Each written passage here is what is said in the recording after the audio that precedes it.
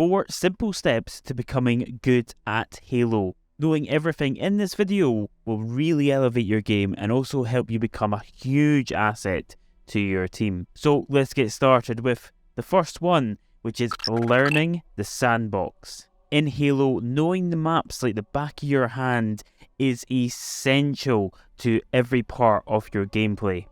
Each map has different weapon drops, shortcuts and shooting angles, which could be the difference in a game if utilised correctly. Games are so often decided on what a team plays for, whether it's rockets, overshield or camo. They all play integral parts to a team winning a game. And with this, you need to know where all of these are going to spawn.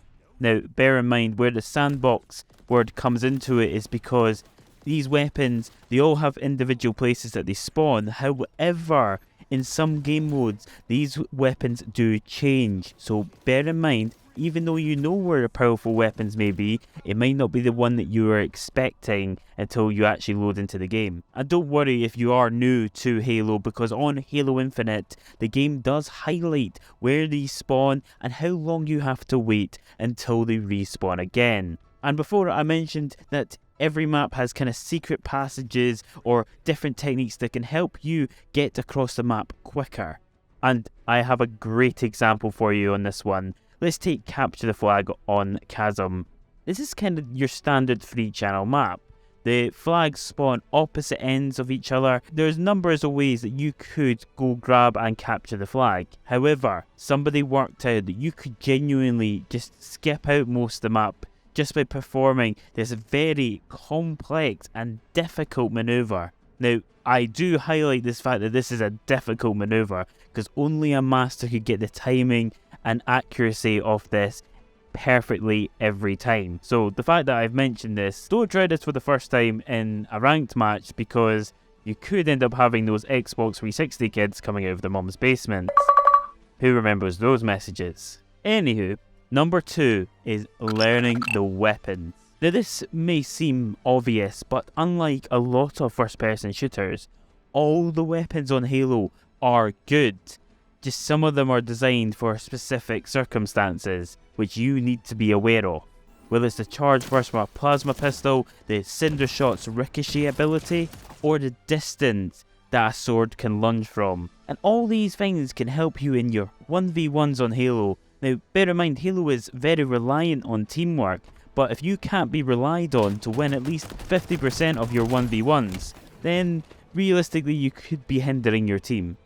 And knowing the weapons could be the key that unlocks that ability for you and helping your team win each game. Now, one of the great things that Halo Infinite comes with, it comes with an academy, which is a great way of testing out all these weapons, see which ones you prefer and ones that you find that you are good with. Just bear in mind, if you're in the shooting range, don't stand still and shoot these weapons, because realistically in the game situation, you're not going to be standing still waiting for people to come into your line of sight. And if you're wanting to put these tests into a game-like scenario, Academy comes with the ability to play against bots. I would just advise upping the difficulty of these bots, because although you're smoking bots on Recruit, don't blame me if you then go into your first rank match and think FaZe or Optic are in the other team.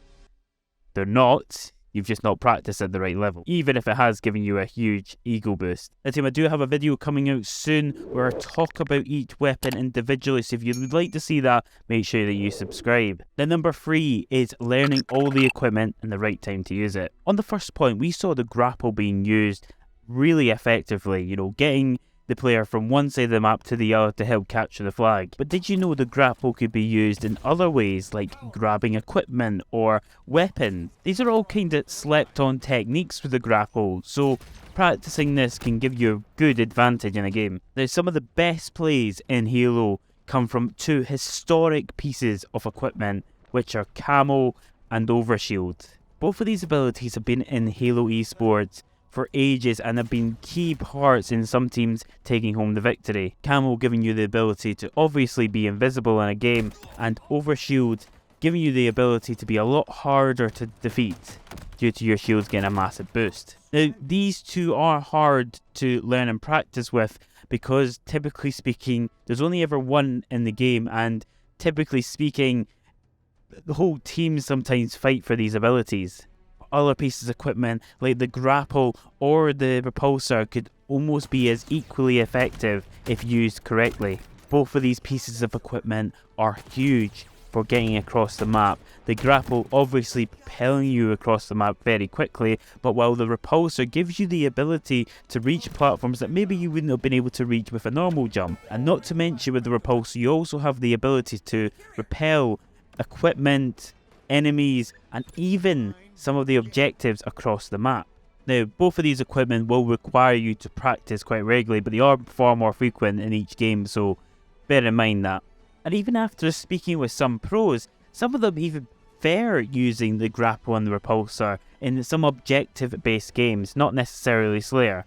And let's not forget as well, one of the best pieces of equipment, in my opinion, this year is the Dynamo Grenade. This is a grenade with a constant splash damage that anyone in its range will get hit heavily, constantly, for a few seconds. I can't tell you the amount of times that I've been in a game and the Dynamo Grenades have actually been one of the most important parts in the game, particularly for finishing off enemies that you can't quite get a shot off against. And now, the fourth and probably the most important step of this is your communication skills. No matter what game you are playing, communication skills are massively important, and that is no exception with Halo.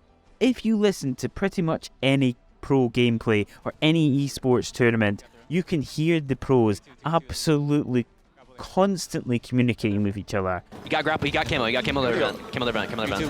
He's still here, two. One shot E1. Might get pushed vent. Giving each other information that is essential to them winning the game. Now, I'm not saying that if you start communicating a lot, you're going to hit Onyx rank immediately, but even if you are playing badly in one session, good communication can really help elevate a good player in your team.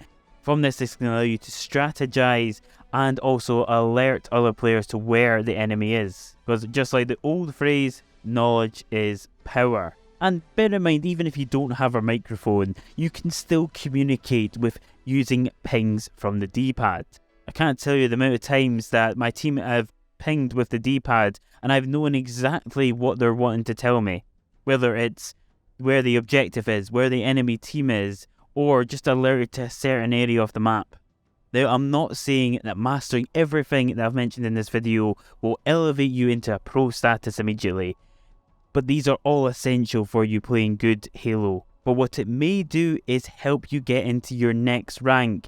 And if you know what, if you're a Halo content creator, doing some of these things and practicing some of these movements could really create really good TikToks, really good shorts as well. So practicing these techniques are huge. Now, bear in mind, Halo is very, very dependent on teamwork. So the likes of communication is huge. So make sure that you're not going off solo, trying to get kills with the rest of your team or playing the objective. Otherwise, again, 360 kids coming out of basements, nobody wants that. And this is probably, bear this in mind, if you're charging off on your own and you're losing every game and wondering why your team isn't helping you, ask yourself, did you communicate it? Because if not, you're the problem. Now, if you want to see how big a bot I am at first-person shooters, make sure that you do stick around the channel, because I do stream Halo quite regularly on here, not to mention Twitch, Kick, and TikTok as well. I will be running custom games, particularly on Sundays, so make sure you get involved in there, because we're always looking for more people to join in. But remember, team, to like and subscribe, otherwise Master Chief will get you. Make sure you subscribe to Simply Spud, otherwise I'll come show you why the Arbiter has such a big mouth. Ooh, Scooby snack.